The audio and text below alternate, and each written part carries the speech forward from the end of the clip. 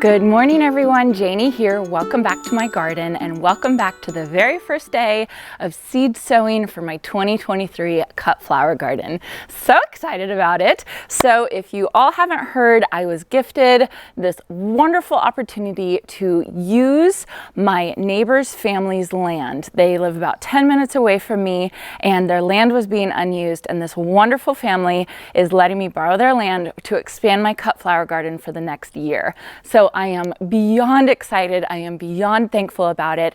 And I just get to spread my wings with the cut flower garden and try out a whole bunch of different types of flowers that I haven't been able to try out because I live on such a small property in the middle of suburbia, in the middle of a neighborhood. So I've done my best with this property and I feel like I've done a really good job fitting in as many flowers as possible, but I'm so excited to be able to try out a bunch of new flowers that I've never tried before. And one of those is definitely Lisianthus. I have never sown Lisianthus. I've never tried it before. Honestly, it's always intimidated me a little bit, a lot of it really, because I just hear the stories of how long it takes to germinate. And you just sit there and you think, oh, I messed it up. And maybe 3 months later, you'll get a germinated seed and then you'll know you didn't mess up. So I'm nervous about it and I never wanted to waste the small amount of space that I have on my own property with a seed or a flower like Lisianthus, where I would just be stressing about it. But now that I have the opportunity to spread my wings on this new property, I feel like I finally have a chance to try Lisianthus and I'm so excited about it. So now the other problem that I have that I've run into with this new property is seed sowing. I am the worst at direct seeding. I cannot direct seed. I don't know what I'm doing wrong. I don't know if it's my climate. I just am the worst at direct seeding. So I always transplant all of the seeds, even the ones that they don't recommend transplanting. I always lean on transplanting and sowing indoors. But you can kind of see my seed starting station. It's in my kitchen these days because we're having construction done in the master bedroom. It's usually in my master bedroom, yes. So the other problem that I'm dealing with is the space in my seed starting station. And I feel like this is a really common issue for a lot of people, is that there's never enough seed starting space. There's never enough lights, there's never enough heat mats. And I could go through all the expense of buying more lights, buying more shelving, buying more heat mats, but I kind of didn't want to do that. And I was looking for a different way, whether it be timing or soil blocking, which, oh my goodness, I'm totally overwhelmed. Not only am I overwhelmed with this big property and all these new flowers and all these new seeds that I'm doing, but soil blocking, I've never done it before, but I've watched lots of videos. Flower Hill Farm, she was really helpful. There was a lot of videos that I could watch. Mace Blvd Ste J, who does the cool flower method, she's a wonderful resource for learning how to do soil blocking. So I have been binge watching all these videos on the ins and outs of soil blocking and how I can make it work for me. So I wanted to show you guys, I wanted to bring you all along. I do have to preface all of this by saying this is the first time I've done soil blocking. I've practiced a little bit this morning. It's actually, I think it's easier than it seems because it worked out pretty well for me so far. But I just wanted to show you all how I'm doing it. And the reason why I'm doing it is so I could fit more flowers in. I can try a bunch of flowers and I will have a plethora of little seedlings to put into the big property this fall. So the very first seeds that I'm going to be sowing for my 2023 cut flower garden are two different varieties, Lisianthus, like I was telling you all about, and then also Delphinium, the belladonna mix that I've actually grown. I've grown Delphinium before, and I did the cool flower method or the fall planting method, and it worked perfectly. They were absolutely beautiful, so I'm not worried about this one. This one says you want to sow 10 to 16 weeks before your last frost date. So that would be for spring planting if you were planning to do it planting in the spring. I am doing cool flower method. I learned cool flower method from Lisa Mace Blvd Ste J. I will link her website below. She is a cut flower farmer in Virginia and she is absolutely amazing and I love her technique. And I feel like this technique is catching on because on the Johnny's website they have this whole section on fall sowing your flowers. So I feel like it is a new trend or something like that where it's catching on, and it really, I think it makes such a huge difference because because what it is that you sow your seeds and you let them grow into a little seedling, and then you plant out your seedling about 6 weeks before your first frost date in the fall, in the winter, not your last frost date. And then what you do is you let those seedlings sit there all winter long, not having any top growth, but having lots and lots and lots of root growth. And so once it starts warming up in the spring or late winter for us, there's tons of root system, the plant is ready to go, and it just shoots up, and it's big and it's robust and it blooms earlier than the plants that you would have spring planted. I hope that makes sense to all of you. I absolutely love this method because I feel like it just gives you so much more opportunity. I am in zone 9B. We get very hot very early on in the season. So if I didn't use this method, I feel like I would lose out on the opportunity to grow a lot of cool season flowers, particularly sweet peas. I know I've talked to you all about that a million times, but I just felt like I could not grow sweet peas until I started doing fall planting. And now I feel like I've got it and I can enjoy sweet peas, and I love sweet peas. So it is, I'm going to say 12 weeks before I am planning on planting my seedlings out. I am planning on planting my seedlings out 5 weeks before my first frost date, which is December 4th. And the reason that I'm doing 5 weeks and not 6 weeks is because I feel like it is warming up here. I feel like things are staying warm for much longer, and I don't think our first frost date is December 4th. It doesn't mean we won't have our first frost date even earlier before that, right? These are all estimates, but it just seems to me like we're staying warmer a lot longer, at least for the past couple years. So I'm going to err on the side of that and plant out my seedlings at 5 weeks before my projected first frost date. If you live in an area that's gotten colder earlier, then obviously you can adjust it you know, to suit your area. Again, look at the Lisa Mason Ziegler. I have her book, Cool Flower Method. I love that book. I think it's so helpful. It is really, I couldn't stop reading it. I thought it was so interesting, and I reference that book all the time. So I think it's a really good book to use. So I am planning to do soil blocking today for all these. Here's my practice ones. I think they look pretty good. I think I could totally use these, and I think I might even save these and use them. But what I did is I bought a soil blocker from Amazon. Now, Lisa Mason Ziegler, she sells soil blockers, and you know, I was totally gonna order off her to support her, but I needed them really quickly because I wasn't aware of the timing. So I will link both. I will link her shop, and then I'll also link the Amazon shop. The brand that I got my soil blocker from is called Ladbroke Soil Blocker, and they're made in England. And I guess, you know, all of you that live in England, this might be a totally common thing for you, soil blocking, but it is not common for us. We often use the cell trays, and that is how we start our seeds. Like, that's just across the board in America. I feel like that's what most people do. I feel like soil blocking is starting to get a little bit more popular, but you know, as cut flower gardening gets more and more popular, I just think that it is the solution that I needed with this new big property and all these seeds that I want to sow. I think soil blocking is going to make a huge difference. You can see this tiny tray. So I got these trays from Amazon as well. They are cafeteria trays, funny enough. I will link all the supplies that I chose down below so that you guys can check that out. This is, like I said, in all my research and everything that I was looking at, I kind of took from what they said and I adapted it to work for me. So, and what I could find on Amazon, really. So you can see each one of these big squares has 20 small, I think they're 3/4 inch, so I'll put it on the screen if that's wrong, of soil blocks. And so here is 120, so 20, 40, 60, 80. Yeah, these are 120 cells right here. This is about half the size of my normal seed starting kit, and that's 72 cells. So you can see I am fitting so much more in to such a tiny space. So I feel like this is the way that I'm going to be able to get around buying more seed starting shelves and lights and all that kind of stuff and taking up more space in my house. I'm going to try the soil blocking method. So it's all an experiment. We'll see how it goes. If you all have any suggestions, I will take them because we'll just see how it goes. So let me turn the camera around and I will talk to you guys about what I've been practicing so far and what I found to work pretty well, I think. Okay, so here's my setup that I just set up on my patio table, just because it's nice out here and I don't want to make a mess. One of the things I purchased was this tidy, what's it called? A tidy tray. I've seen like Laura from Garden Answer use this before. I never felt like I needed it, but for soil blocking, I need something that I could push the soil block onto to smash the soil into these little cells right here. So I knew I wanted to get some type of tray that I could put the soil in.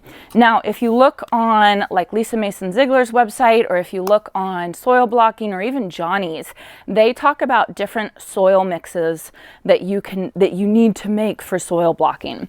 And I found a blog post, I'll see if I can find it again and post it for you guys, but it was a flower farmer that had done a test of 3 different soil mixes and could see what was the best one. And she did compost, she did like a ready-made soil blocking mix, and then she did seed starting mix.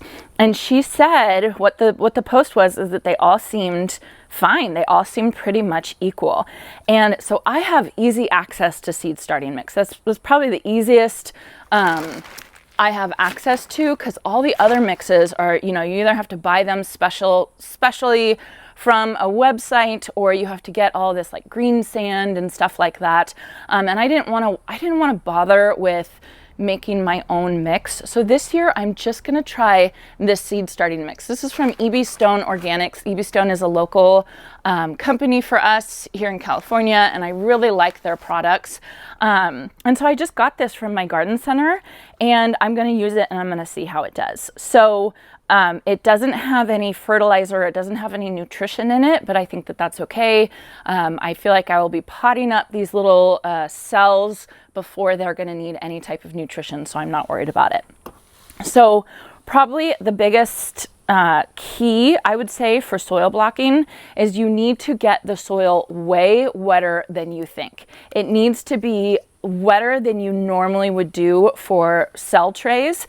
It needs to be basically dripping, and that allows the cells to stay together when you put them in the soil block. So everything I had read, it was a consensus across the board. You need to have your soil mix, whatever soil mix you're doing, it needs to be way wetter than you think. So I've already pre-moistened this or pre-wet it here in this tray thing, which was very, very convenient. And then I mixed it all around, and then I actually did let it sit, because in seed starting mix you usually have like peat, sometimes coco coir, and that type of stuff, it takes a while for it to hydrate. And so just by letting it sit, I feel like it does a better job of getting everything nice and wet. And that's really what you wanted.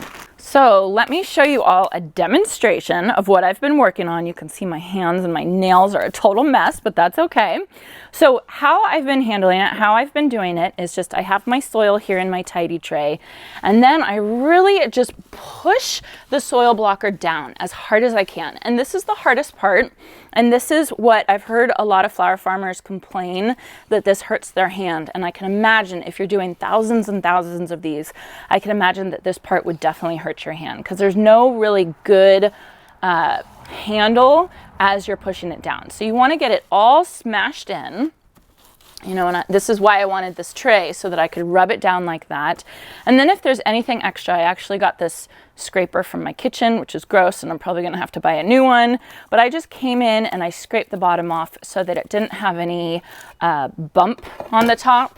It was nice and flat, so all my cells could be of equal height. I don't know if that's necessary, but that's just what I started doing. So you can see they're all full.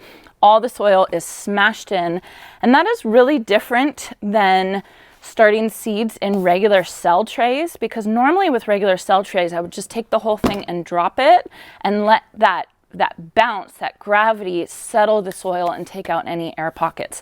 And the last thing you wanted to do was push hard on the soil, because it would I always learned that it would make the soil too compacted and the roots wouldn't be able to get through it. Now, that is not the case for soil blocking. You want to push it down. You want it to be kind of compacted, right? So that the soil blocks will stay together. So again, this is a trial. We'll see how it goes. So now that this is all packed in with soil, I'm just going to take it around here. I'm going to put it on my cafeteria tray, and then I'm just going to pull the lever up. And then as I do that, I'm just going to kind of wiggle the soil block a little bit just to release all the soil. And you can see there's little divots where the seed's going to go, and that's it, right? I've got 20 seed cells or seed squares that I can put seeds on, and in such a small space. I can't believe it. I just love it.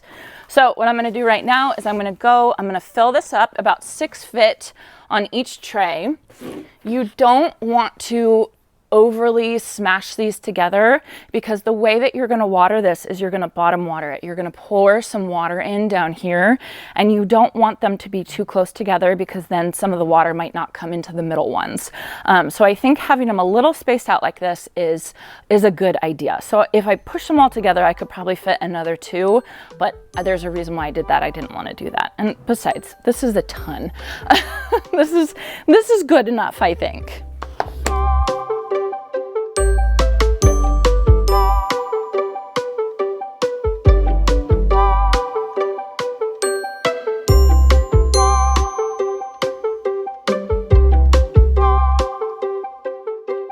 Okay, so I hope that looked pretty easy, because it was very easy.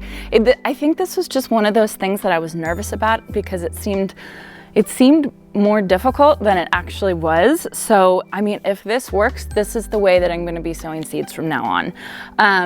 From everything that I read, this is a really, really good way. It makes more healthy seedlings because it prevents the roots from circling around each other.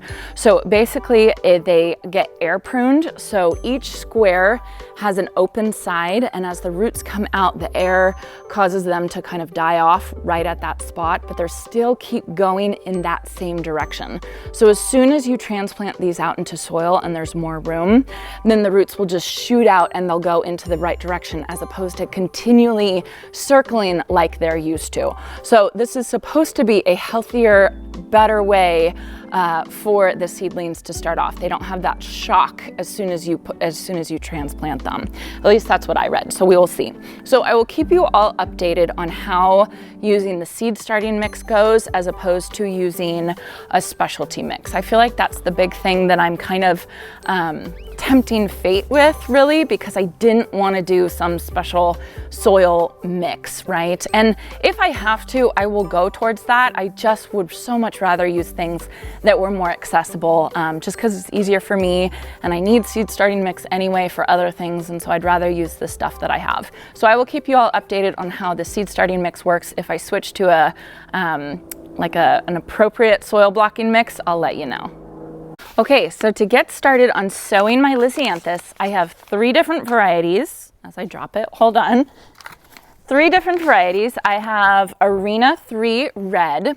These are all pelleted, and what pelleted means is that the seed is so tiny that they've actually put a coating that dissolves eventually, and that's just so that you can kind of control it and hold it a little bit more. So I always appreciate pelleted seeds. It just makes it so much easier to use. So I have Arena 3 Red, then I have Arena 3 Apricot, and then finally I have Voyage 2 White Improved. All Lisianthus, all of these I got, let's see, 250 seeds each. I think I upgraded, I think that these are bigger than just the normal packets. I think I paid extra just because it's Lisianthus. So I'm nervous about it. I want to do extra so that if I mess up on them, I'll have more to do. So again, this is fall sowing of the Lisianthus, but the regular way to do Lisianthus is to sow them in like January, so that by the time your last frost happens, you're ready to plant the seedlings out. So if I botch this and they don't germinate, I will still have another chance to try the regular sowing of the Lisianthus. So let's get these in the soil blocks. Okay, so for Lisianthus, what they say is that you do not want to, I just realized I have to label. I'm gonna go grab some tape. I'll be right back. Okay, I got some masking tape and I got a Sharpie pen, and all I'm gonna do is I'm gonna put the labels kind of like here. You can't see that, kind of like here. So I can just lift it up and I can look at the label right there.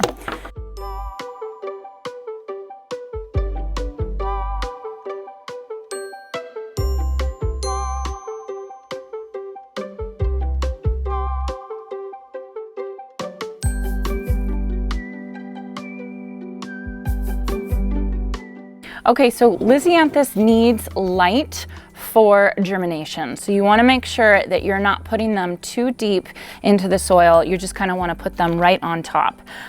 So let's see, I'm going to start with Lisianthus white. So it's going to be these three right here that I'm going to do. And then I do have some vermiculite. I just put it in this jar just to contain it. And I'm just gonna sprinkle the vermiculite on top because that will keep things moist and it'll keep any like mold or fungus from growing on the top. You can see here my pelleted seeds. Look at that. I feel like I shouldn't be doing this outside. I'm gonna do it really quickly though. I think I'm gonna go get a bowl, hold on.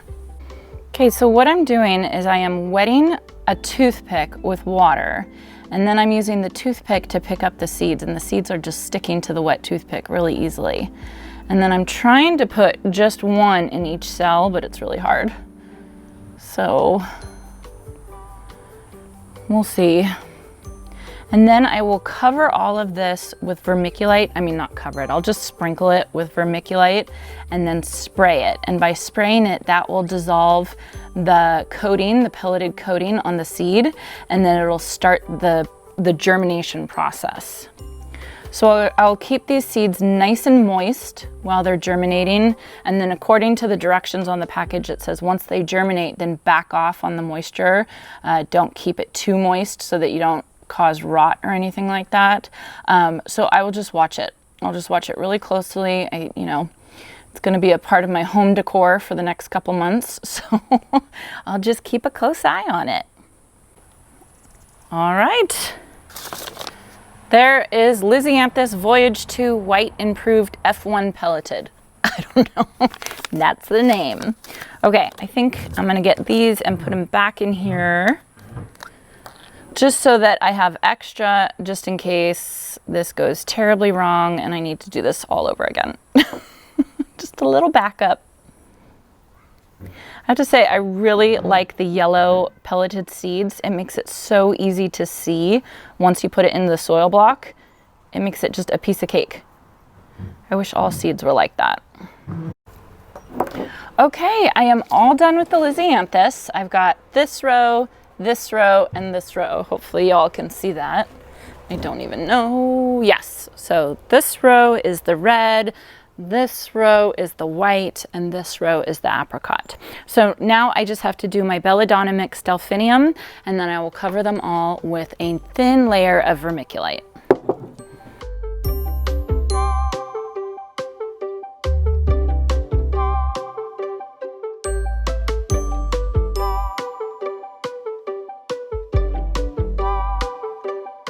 Okay, so I am all done. I've got my 3 Lisianthus rows over here, and I have my delphinium row over here.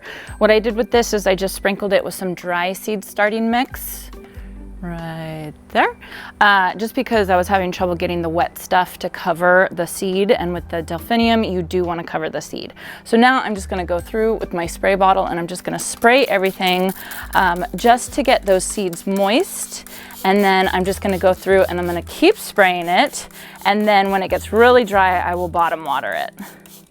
So yeah, so all in all, I feel like this was pretty easy.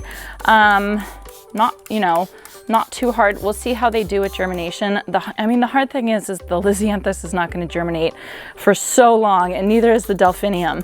So I don't know, we will just see. We'll see how it goes. Everybody cross your fingers. I'm gonna go put these inside, and I'm gonna put them on my heat mats underneath my grow lights.